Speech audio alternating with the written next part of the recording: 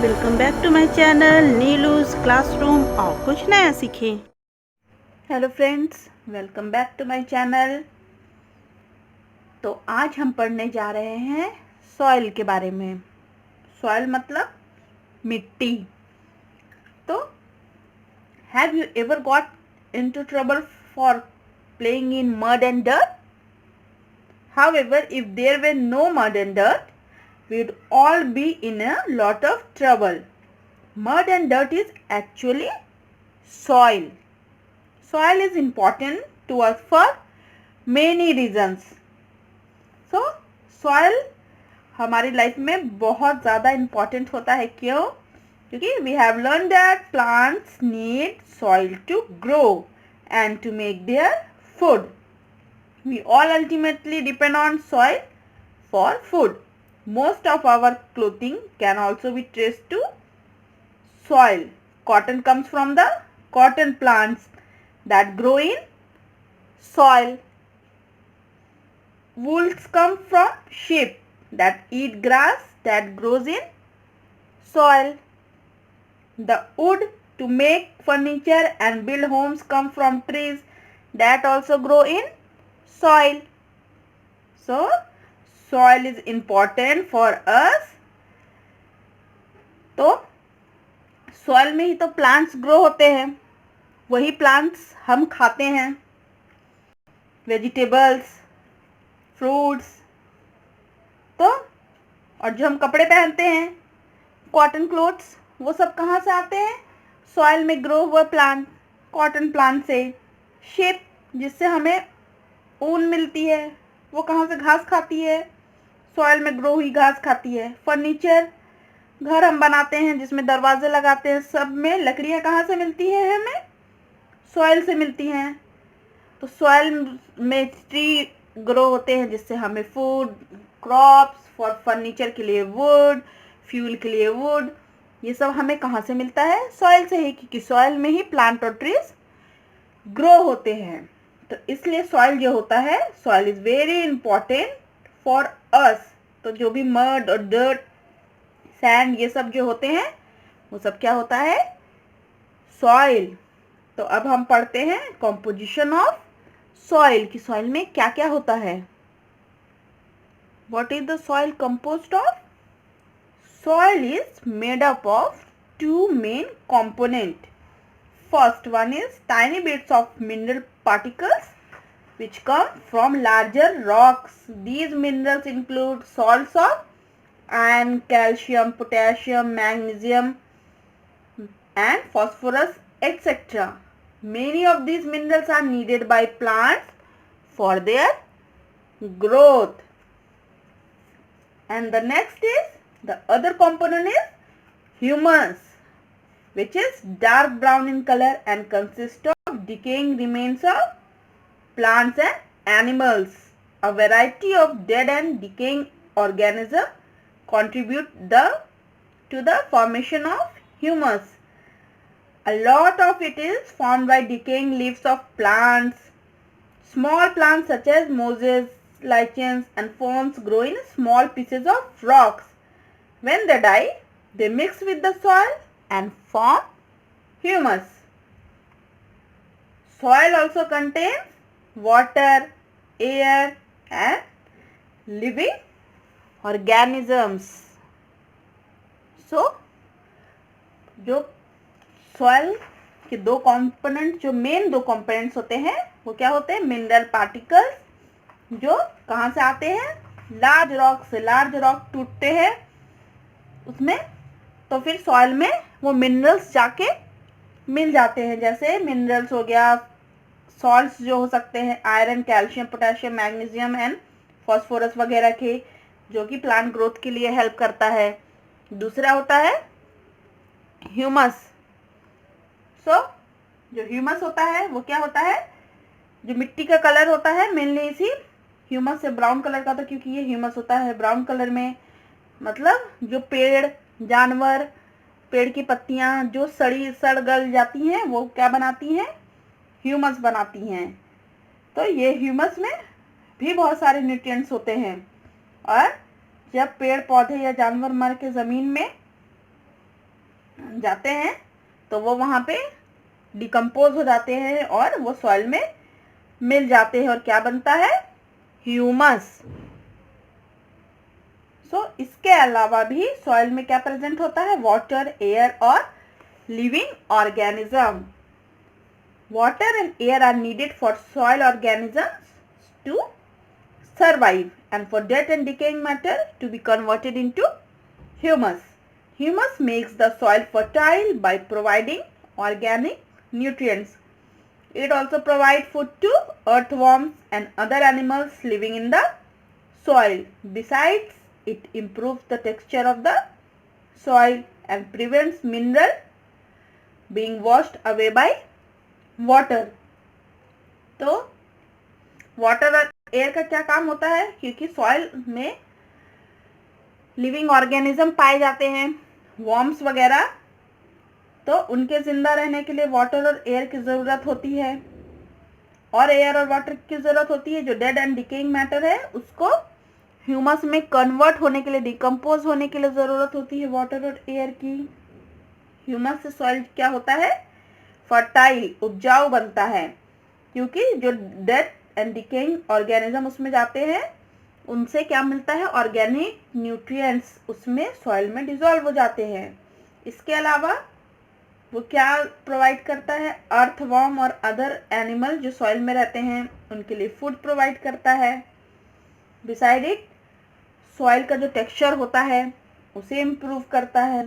Soil से mineral पानी में बह ना जाए उसमें हेल्प करता है, उनको लॉक करके रखने के लिए। Besides, earthworm living organism living in the soil include millipedes, centipedes, ants, fungi and bacteria. Actually, more living organisms live in the soil than above it. Many of them play an active part in maintaining the fertility of soil. तो earthworm के अलावा भी बहुत सारे living organism soil में रहते हैं, जैसे fungi, bacteria, millipede, centipedes, ants, चींटियाँ, ये सब जो होते हैं ये सारे उसमें रहते हैं, जिनका रोल क्या होता है, सॉइल की फर्टिलिटी, उपजाऊपन को बढ़ाना। और ये जो जितने मेंशन है इससे भी ज़्यादा लिविंग ऑर्गेनिज्म प्रेजेंट होते हैं सॉइल में। Even scientists have estimated that every gram of soil contains about a billion of bacteria. अब बिलियन मतलब 100 करोड़ से भी ज़्यादा बैक्टीरिया 1 ग्राम सॉइल में होते हैं। Earthworms are called farmers' friends. They improve the texture of soil. They improve the texture of soil by burrowing into the soil. They make it loose, thus allowing air to enter into it and water to drain from it. They also form channels in the soil for roots to spread through. तो earthworm को क्या बोलते हैं, किसान का दोस्त, farmers friend. क्यों, क्योंकि वो सॉइल के टेक्सचर को इम्प्रूव करता है, क्योंकि वो लोग मिट्टी के अंदर रहते हैं तो वो क्या करते हैं, मिट्टी में इधर उधर रेंगते हैं, तो उससे क्या होता है, जो सॉइल है उसे लूज बनाते हैं, जिससे सॉइल में वाटर और एयर का एंटर अलाउ हो करते हैं, जिससे बहुत अच्छा एरेशन और वाटर अच्छा होल्ड करने का कैपेसिटी बढ़ता है। उसके अलावा वो चैनल फॉर्म्स करते हैं, मतलब जो खेत जोता जाता है तो चैनल्स लंबे लंबे ऐसे खेत में जैसे बनते हैं उस तरह की वो लाइनिंग फॉर्म करते हैं। उससे क्या होता है, जो ये रूट्स होते हैं प्लांट्स के वो बहुत इजीली इधर उधर, आपने देखा होगा खेत में ट्रैक्टर से या हल से जोता जाता है, खेत को प्लगिंग की जाती है तो लंबा लंबा सीड्स बनाया जाता है और बीच बीच में भी उसको प्लगिंग की जाती है, खुदाई की जाती है, ताकि अच्छे से रूट्स जो होती हैं वो स्प्रेड हो सके, उनको एरेशन मिल सके। इसलिए बिफोर प्लगिंग अ क्रॉप क्या होता है, प्लांटिंग अ क्रॉप, प्लगिंग की जाती है फील्ड में। तो जो अर्थवर्म होते हैं वो ये करने में हेल्प करते हैं, सॉइल को लूज बनाते हैं जिससे एयर और वाटर ईजिली सॉइल में एंटर कर सके, रूट स्प्रेड हो सके प्लांट्स की। इसके अलावा bacteria and fungi in the soil feed on dead remains of plants and animals and help to form humus. Some bacteria convert nitrogen of the air into nitrogen compound which can be used by plants. This is known as fixing of nitrogen.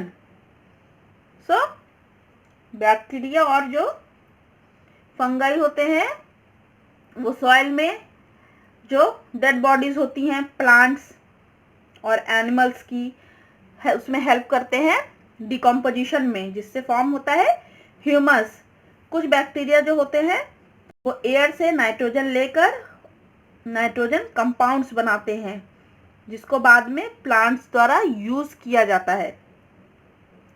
तो इस process को क्या बोलते हैं? Fixing of nitrogen या nitrogen fixation. जैसे rhizobium bacteria जो leguminous plant में होता है, उसकी रूट्स में होता है, वो नाइट्रोजन कंपाउंड बनाता है और जिसके वजह से प्लांट में को नाइट्रोजन मिलता है, इसलिए पल्सेस में ज़्यादा प्रोटीन होता है। Some organisms such as millipedes and centipedes living in the soil are harmful as they destroy roots of plants. कुछ ऑर्गेनिज्म जैसे मिलीपीड्स एंड सेंटीपीड्स जिनके बहुत सारे पैर होते हैं, छोटे छोटे पैर वाले कीड़े, उन सब से सॉइल को कई बार नुकसान भी होता है क्योंकि वो उनसे सॉइल को नहीं सॉरी प्लांट्स के रूट्स को नुकसान होता है क्योंकि वो सॉइल में प्रेजेंट होते हैं और वो नीचे धीरे धीरे पेड़ों की जड़ को खाने लगते हैं, उनको डिस्ट्रॉय करने लगते हैं। तो इस तरीके से कुछ ऑर्गेनिजम्स होते हैं जो बेनिफिशियल होते हैं और कुछ होते हैं जो समटाइम्स हार्मफुल भी होते हैं। अब देखते हैं फॉर्मेशन ऑफ सॉइल कि सॉइल कैसे फॉर्म होती है। Soil was not present on earth at the time of its formation. So कैसे सॉइल बनती है? Long ago the ground was mostly solid rock. Over millions of years this rock got partially change into soil by a process known as weathering. Weathering is the breaking down of huge pieces of rocks into smaller pieces by the action of natural forces such as water, glacier, wind and roots of plant, etc. So, जब ये अर्थ का formation हुआ था उस time पे अर्थ पे soil बिल्कुल present नहीं था। हजारों करोड़ों साल पहले जो अर्थ का सरफेस था वो क्या था? वहां पे सिर्फ चट्टानें थीं। तो उसके बाद धीरे धीरे यही चट्टानें फॉर्म हुई किसमें? सॉइल में कन्वर्ट हो गए। तो इसी प्रोसेस को क्या बोलते हैं? वेदरिंग। तो ये वेदरिंग की प्रोसेस क्या होती है? जब बड़े बड़े रॉक्स के पीसेस छोटे छोटे पीसेस में कन्वर्ट हो जाते हैं। किन वजहों से? नेचुरल फोर्सेस, फ्लडिंग आया, ग्लेशियर से पानी बहा, उससे पानी से टकराया, हवा से टकरा के चूर चूर हो जाती हैं ये बड़ी बड़ी चट्टानें, या उनमें प्लांट्स ग्रो करते हैं, उसके वजह से वो ब्रेक होके छोटे छोटे चूरे बन जाते हैं उसके। तो इन सब वजह से जो बड़ी बड़ी चट्टानें होती हैं वो छोटे छोटे पीसेस में तब्दील होती हैं, वे छोटे छोटे पीसेस और छोटे छोटे पीसेस में पाउडर जैसे बन जाते हैं। इस तरीके से फॉर्मेशन होता है सॉइल का। तो यही होता है प्रोसेस। इसी प्रोसेस को क्या बोलते हैं? Weathering. Some of the agents of weathering act as, अभी हम देखते हैं first the role of water. तो अभी हमने पढ़ा ना कि action of natural forces such as water, glacier, wind and roots of plant etcetera के एक्शन के वजह से break down of huge pieces of rocks into smaller pieces. तो फर्स्ट देखते हैं एजेंट है water. The role of water in weathering of rock is particularly important. Rain water enters crevices of rocks. In winter, as this water freezes, it expands. This expansion breaks the rock into smaller pieces. So, पहला role agent क्या है formation of rock में? Water. Okay, तो water का क्या role है? Water का सबसे इंपॉर्टेंट रोल है.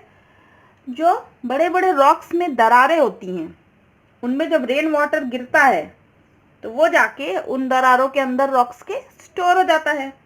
उसके बाद जब सर्दियां आती हैं, ठंड के मौसम में, वही पानी क्या होता है? जम जाता है, फ्रीज हो जाता है. उसके बाद जमने के बाद वो आइस एक्सपैंड, अपने साइज में बड़ा होने लगता है. जिससे क्या होता है? साइज में बड़ा होता है तो जो बड़े रॉक्स होते हैं वो रॉक्स को ब्रेक कर देता है, और ब्रेक करने की वजह से क्या होती हैं? चट्टानें छोटे छोटे टुकड़ों में पड़ जाती हैं. Second, the broken pieces roll down by the force of flowing water और wind. As they collide against the ground and against each other, they break down further. Finally, they get mixed, converted into very fine particles and mixed with humus to form soil. So, second one is wind.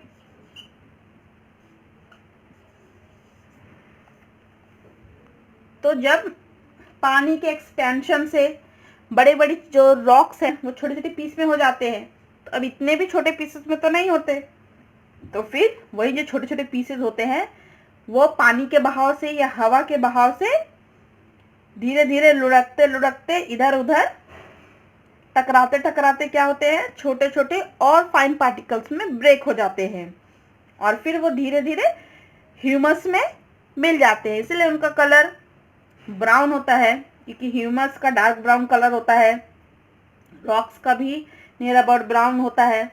तो फिर छोटे छोटे piece होते हैं rocks के, वो हवा से पानी के बहाव में आके एक जगह से दूसरे जगह ट्रैवल करते हुए, टकराते हुए ज़मीन से, और छोटे छोटे पीस में कन्वर्ट हो जाते हैं. फिर वो जाके फाइन पार्टिकल्स में चेंज हो जाते हैं और ह्यूमस में मिल जाते हैं, और इस तरीके से सॉइल का फॉर्मेशन होता है. Roots. Third one is roots of trees. Roots of trees growing through rocks exert great pressure on the rocks. This causes cracks in the rocks leading to weathering. तो कई बार आपने देखा होगा कि चट्टानों में भी छोटे छोटे पेड़ पौधे उग जाते हैं. तो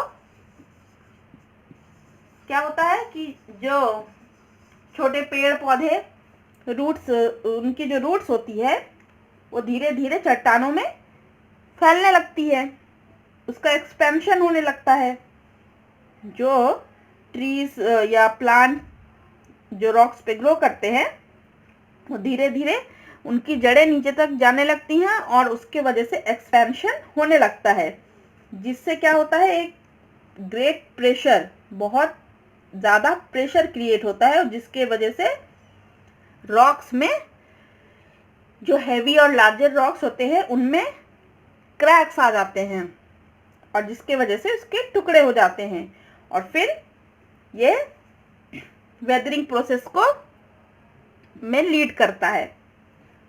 the next, large variation in day and night temperatures. For example, in northern India also causes weathering. The rocks expand during the day and contract at night.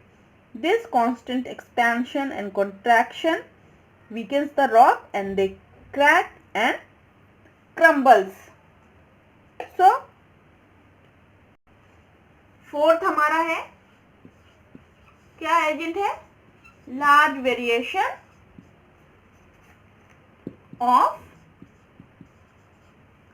variation in day and night temperature. क्या होता है? दिन में गर्म होता है, रात को ठंडा होता है, इस तरीके से ठंडी गर्म की वजह से, और ये मेनली नॉर्थ इंडिया में देखा गया है वेदरिंग का प्रोसेस इधर, क्योंकि यहाँ पे in north India also causes weathering due to large variation in day and night temperature. इसमें क्या होता है, दिन में क्या होता है, रॉक्स एक्सपैंड करते हैं। जब टेम्परेचर हाई रहता है तो रॉक्स एक्सपैंड करते हैं, फैलते हैं, फिर अचानक नाइट में टेम्परेचर डाउन होने लगता है तो कॉन्ट्रैक्ट होते हैं। इसी तरीके से कांस्टेंट एक्सपेंशन कॉन्ट्रैक्शन की वजह से क्या होता है, जो रॉक्स होते हैं वो वीक हो जाते हैं और धीरे धीरे उनमें क्रैक आ जाता है और वो टूट के बिखर जाते हैं। Next, in hot and humid climate high temperature causes chemical weathering to occur. The minerals in such rocks react with oxygen of the air. Such oxidized rock crumble to form soil. तो sometimes depend करता है hot and humid climates पर भी। तो in hot and humid climates high temperature causes chemical weathering. तो बहुत ज़्यादा गर्म हाई टेम्परेचर में क्या होता है, केमिकल वेदरिंग होती है। उसमें क्या होता है, जो मिनरल्स प्रेजेंट, हमें पता है कि जो मिनरल्स जो होते हैं रॉक्स में प्रेजेंट होते हैं, तो वो क्या करते हैं, ऑक्सीजन जो एयर में प्रेजेंट है उससे क्या करते हैं, रिएक्ट करते हैं, जिस प्रोसेस को बोलते हैं ऑक्सीडाइजेशन। तो रॉक्स क्या हो जाते हैं, ऑक्सीडाइज हो जाते हैं और उस केमिकल प्रोसेस की वजह से क्या होता है, वेदरिंग की प्रोसेस होती है, वो ब्रेक हो जाते हैं। सो उस ऑक्सीडाइजेशन के प्रोसेस से वो ब्रेक हो जाते हैं रॉक्स छोटे छोटे पार्ट्स में और फॉर्म करते हैं सॉइल को, क्योंकि वो सॉइल में जाके मिल जाते हैं और इस तरीके से सॉइल का फॉर्मेशन होता है। So weathering of rock is a slow process, it takes hundreds of years to produce a few centimetre of soil. तो ये सॉइल बनने की जो प्रोसेस होती है जिसे वेदरिंग बोलते हैं, ये बहुत ही धीमे गति से होती है, बहुत ही स्लो प्रोसेस होती है। कुछ सेंटीमीटर सॉइल बनने के लिए हजारों साल लग जाते हैं इस प्रोसेस को होने में। तो इतना इजी और इजीली वे में हमारे यहाँ जो सॉइल होती है, मिट्टी हमारी, वो नहीं बनी है। अगर ये वीडियो आपको पसंद आया हो तो प्लीज़ इसे लाइक करें, शेयर करें, चैनल को सब्सक्राइब करना ना भूलें।